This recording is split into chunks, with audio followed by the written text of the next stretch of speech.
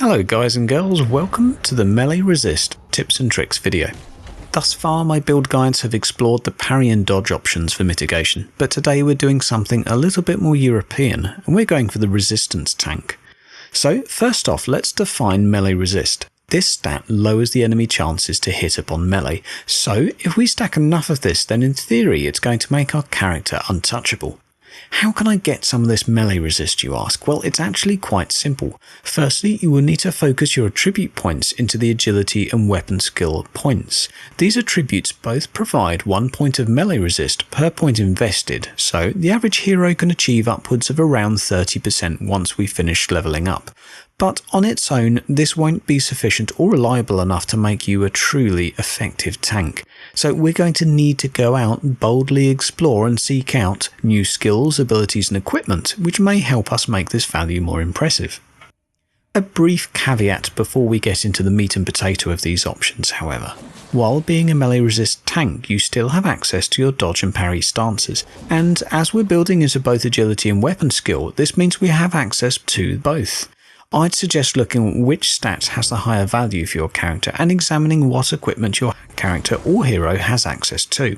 As a general rule, clothing will benefit the agility and dodge users, whereas armour, shields, swords and halberds etc. will pair well with those that are more weighted towards weapon skill. The wonderful thing here about these characters though is that they can interchange equipment and items at their whim, meaning you can use the best equipment you have available at the time.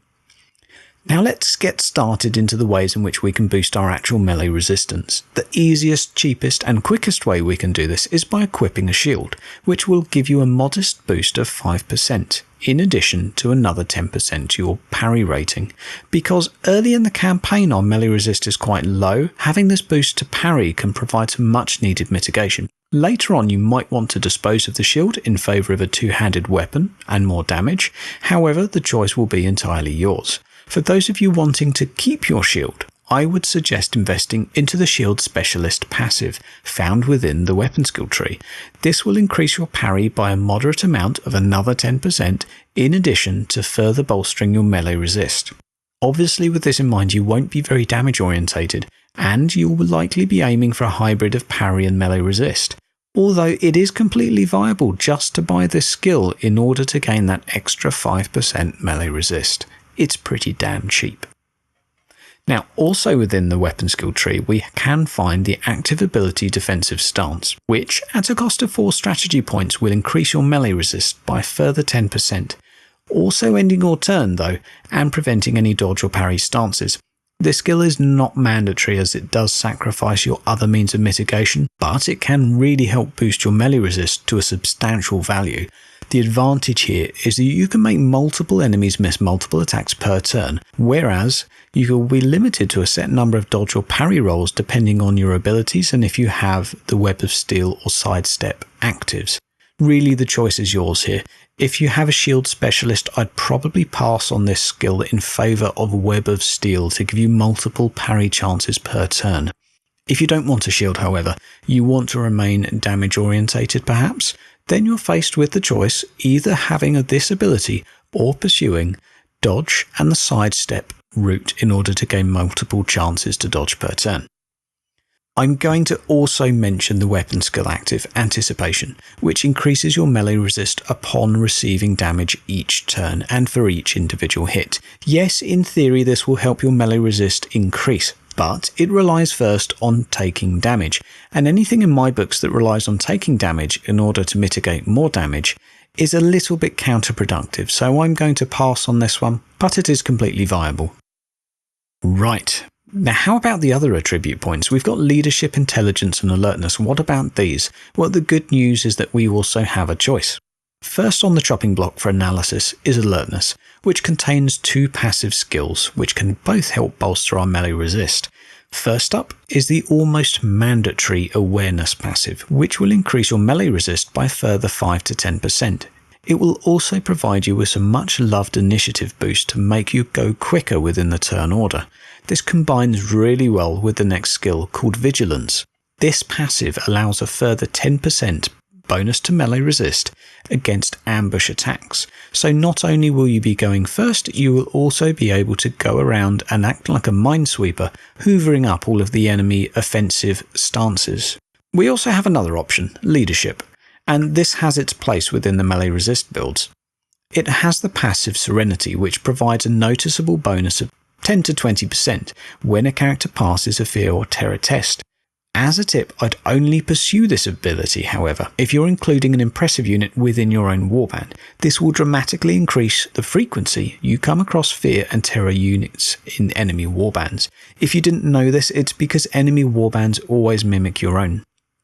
While this isn't a consistent buff, like the awareness passive, it does provide a higher numeric value when activated, and has a bonus of giving your character boosted chances to pass their psychology test via the increase to leadership. So I'd go so far as saying that this could be incredibly helpful versus those psychology causing enemies, so it might be worth having just the one within your warband. Lastly, we have one final option, the intelligence tree, which contains knowledge of ambush. This provides another noticeable bonus to ambush resist, but without access to alertness's second skill, giving you another 10%, I'd say this is probably the inferior choice, although theoretically you could probably build this alongside leadership to build a truly ambush defense orientated character, although they won't be very survivable in prolonged combat, so I would probably not go for this option. Right, so to recap so far, we've got 10% base melee resist on all characters, 30% from our attribute points, 5% possibly from a shield, another 5 to 10% from shield specialist, and another 10 to 20% from awareness, 10 to 20% from defensive stance, plus another couple of situational abilities if we fancy. So at the moment we're looking at around 50 to 70% character and skill permitting. Not bad, but not quite enough to make this character really reliable. Let's look at what other ways we can increase our melee resist. You may have noticed some of the characters within Mordheim come with a passive ability of causing fear. This isn't something you can buy from the shop or order on Amazon, but if your character, aka your Thrall or possessed unit, happens to make an enemy fail their fear test, well then their chances to hit get reduced by a further 30%. This can be really handy in the early campaign when you really need all the mitigation you can get. Now, finding terms, the last thing your character can do to increase their own melee resist chances. This is enchanting. Of course, the problem is you need to actually find the damn enchantments, and this can take a while, but a total of 12% can be added via the various armor and shield enchants. So keep your eyes peeled for these and pick them up wherever you can. Now we get started into the ballpark of what other warband members can do to lower the enemy hit percentage, which in effect will stack and combine with our own melee resist. Kind of cool, eh?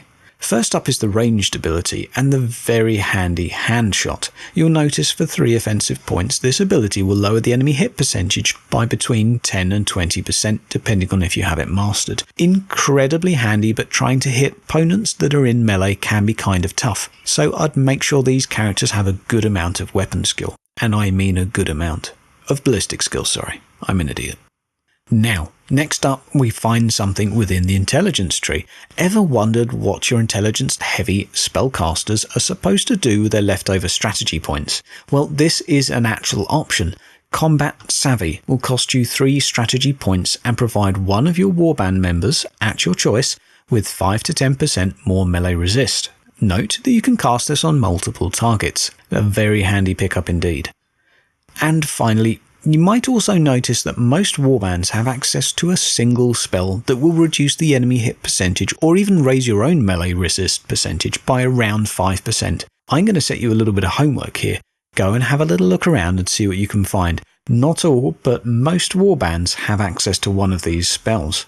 Now that concludes our talk about melee resist. I hope you find the above information useful, and hopefully it'll help you exceed 100%. But before I let you go, I want you to consider one last thing for me.